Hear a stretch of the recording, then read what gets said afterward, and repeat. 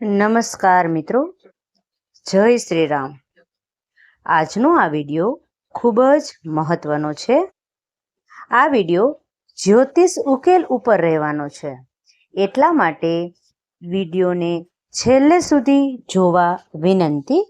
અને વિડિયોને સાથે સાથે લાઈક પણ કરજો અને ચેનલને સબસ્ક્રાઈબ પણ કરી દેજો. આ વિડિયોમાં બતાવેલા ઉપાયમાંથી તમે કોઈ પણ એક ઉપાયનું પાલન કરશો તો તમારું ભાગ્ય ચમકી જશે. 1 નંબર ઉપર જોઈએ મિત્રો, માતા પિતાના આશીર્વાદ લ્યો. જ્યારે પણ તમે ઘરની બહાર નીકળો છો ત્યારે તમારા માતા પિતા અને ઘરના જે વડીલો છે તેમના ચરણ સ્પર્શ કરવા જોઈએ અને આશીર્વાદ લેવા જોઈએ.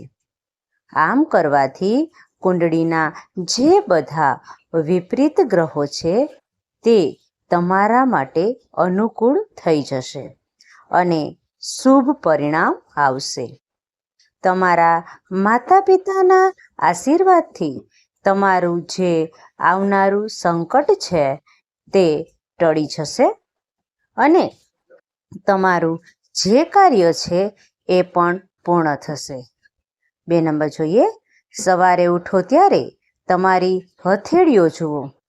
દરરોજ સવારે જ્યારે તમે જાગો છો ત્યારે સૌ પ્રથમ તમારા બંને હાથની હથેળી થોડીવાર માટે જુઓ અને તે તમારા ચહેરા પર 3 થી 4 વાર ફેરવો.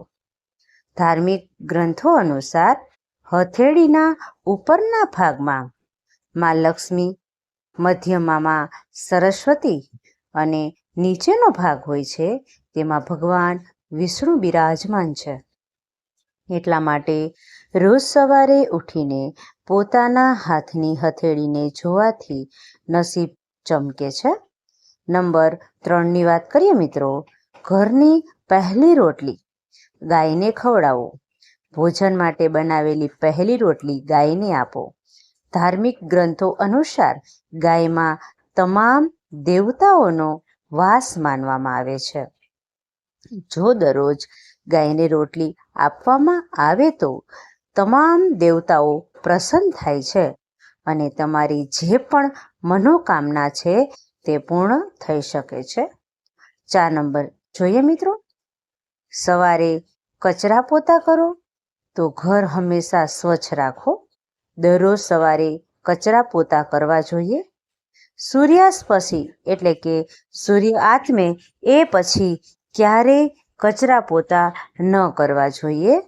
આવું કરવાથી દેવી લક્ષ્મી નારાજ થાય છે અને વ્યક્તિને આર્થિક નુકસાની સહન કરવી પડે છે.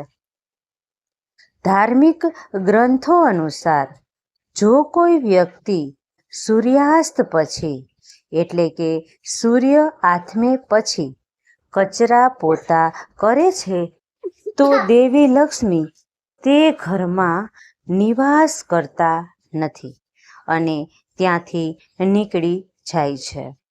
નંબર 5, પીપળાના ઝાડને જળ ચડાવો.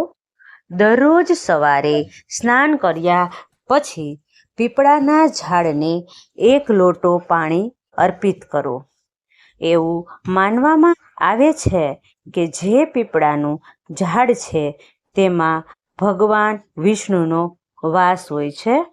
આ ઉપાયો દરરોજ કરવાથી ભગવાન વિષ્ણુ પ્રસન્ન થાય છે અને શુભ ફળ પ્રદાન કરે છે. આ વૃક્ષનું મહત્વ એ વાત પરથી જાણી શકાય છે કે અર્જુનનો ગીતાનો ઉપદેશ આપતી વખતે ભગવાન શ્રી કૃષ્ણએ પોતાને વૃક્ષોની વચ્ચે પીપળ તરીકે ગણાવ્યા હતા. નંબર 6, કીડીઓ માટે લોટ નાખો.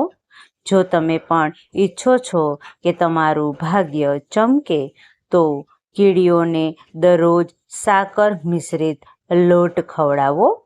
આમ કરવાથી તમારા પાપનો નાશ થશે અને પુણ્ય કર્મ ઉત્પન્ન થશે. આ જે પુણ્ય કાર્યો છે તે તમારી ઈચ્છાઓ પૂર્ણ કરવામાં મદદ થશે. નંબર 7, દેવતાઓને ફૂલોથી શણગારો. ઘરમાં સ્થાપિત દેવી દેવતાઓને દરરોજ ફૂલોથી શણગારવા જોઈએ. ધ્યાન રાખો, ફૂલો છે તે તાજા હોવા જોઈએ. સાચા મનથી દેવી અને દેવતાઓને ફૂલ વડે અર્પણ કરવાથી તેઓ પ્રસન્ન થાય છે અને વ્યક્તિના જીવનમાંથી દરેક સમસ્યા દૂર થાય છે. એવો નિયમ છે કે સ્નાન કર્યા પછી જ ફૂલ ભગવાનને અર્પણ